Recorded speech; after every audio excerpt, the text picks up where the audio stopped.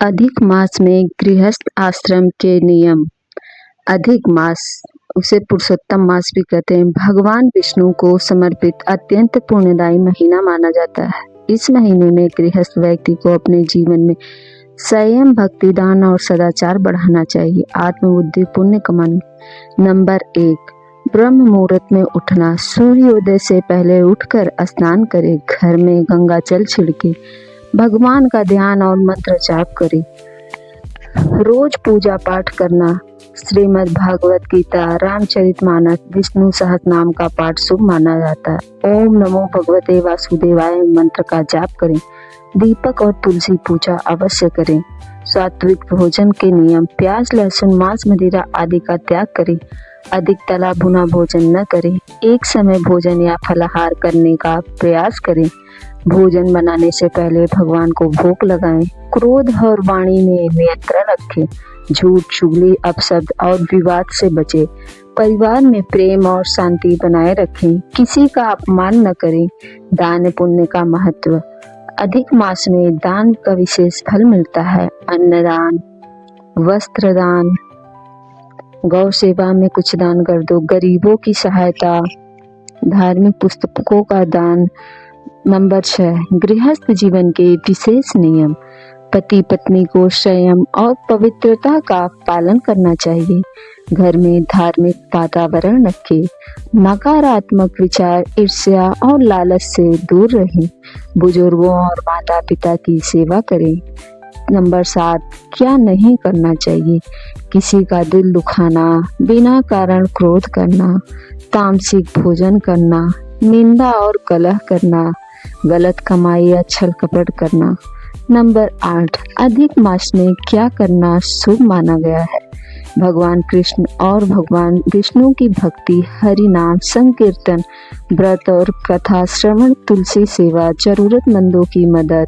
मान्यता है कि ऐसा माना जाता है कि अधिक मास में किए गए जप तप, दान और पूजा का फल कई गुना बढ़ जाता है और जीवन में सुख शांति आती है। छोटा सा संदेश। अधिक मास में केवल व्रत का नहीं बल्कि मन और व्यवहार को शुद्ध करने का महीना है। अधिक मास पुरुषोत्तम मास में गृहस्थ व्यक्ति को अपने जीवन में विशेष रूप से संयम, भक्ति और सात्विकता अपनानी चाहिए। इस महीने में भगवान विष्णु का प्रिय महीना माना जाता है। सुबह ब्रह्म मुहूर्त में उठकर स्नान करें। गंगा जल छिड़कना, दीपक जलाना, भगवान का स्मरण करना शुभ माना जाता है। ओम नमो भगवतो वासुदेवाय मंत्र का जाप विशेष फलदायी माना जाता है। भोजन पूरी तरह से सात्विक रखना चाहिए। किसी की चुगली, अपशब्द और विवाद से बचना चाहिए। परिवार में प्रेम शांति बनाए रखें। पति पत्नी को पवित्रता और संयम का पालन करें। माता पिता और बुजुर्गों की सेवा करनी चाहिए तथा किसी का अपमान या दिल दुखाने से बचना चाहिए। इस महीने में भगवान कृष्ण और भगवान विष्णु की भक्ति, तुलसी पूजा करना, कथा श्रवण, हरि नाम संकीर्तन और जरूरतमंदों की सहायता करें। अधिक मास में किए गए जप तप, दान और पूजा जीवन की सुख शांति प्रदान करता है।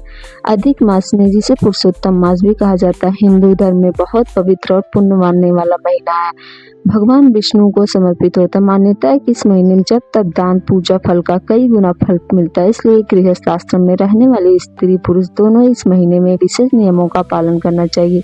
व्यक्ति अधिक मास में श्रद्धा और नियम के साथ सुख शांति बनी रहती है। अधिक मास में गृहस्थ व्यक्ति को सुबह ब्रह्म मुहूर्त में उठना, सूर्योदय से पहले स्नान करके स्वस्थ कपड़े पहनना और दीपक जलाना, पूजा करना, तुलसी पूजा करना, रोज तुलसी माता के पास दीपक जलाना और अर्पित करना शुभ माना जाता है। घर में सुबह शाम भजन संकीर्तन करे।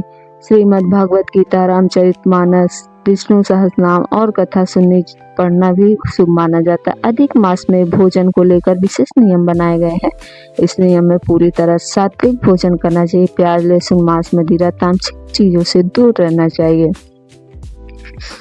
और भोजन बनाए तो सबसे पहले भगवान को भोग लगाएं, उसके बाद खाएं, जिससे व्यक्ति अपने इंद्रियों पर नियंत्रण रखता है। उसका आत्मिक लाभ मिलता है। गृहस्थ आश्रम में रहने वाले लोगों अधिक मास केवल पूजा पाठ का महीना नहीं बल्कि व्यवहार सुधारने का समय माना जाता है। इस महीने में क्रोध नहीं करना चाहिए, किसी का अपमान नहीं करना चाहिए, झूठ चुगली कटु वचन से बचना चाहिए, पति पत्नी को आपस में प्रेम सम्मान बनाए रखना चाहिए, संयम और पवित्रता का पालन करना चाहिए, घर में लड़ाई झगड़ा कलह नहीं करना चाहिए।